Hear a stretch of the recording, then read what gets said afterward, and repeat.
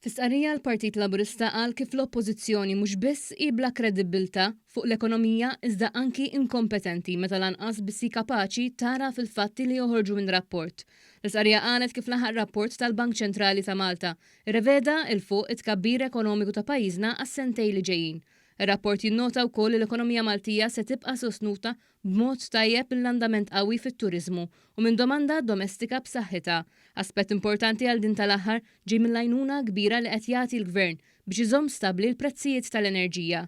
Il-Partit Laburista żied jgħid kif l-għajnuna li għall-Oppożizzjoni qatt ma kellha tingħata u li bdiet tingħata l-Oppożizzjoni d-donk ħarġet tgħid biex tinqata' u tieqaf quddiem ċertifikati pożittivi mill-Kummissjoni Ewropea u aġenziji internazzjonali ta' kreditu dwar l-ogħla tkabbir ekonomiku fl-Ewropa minn Malta. L-Oppożizzjoni tibqa' iżolata fin-negattività.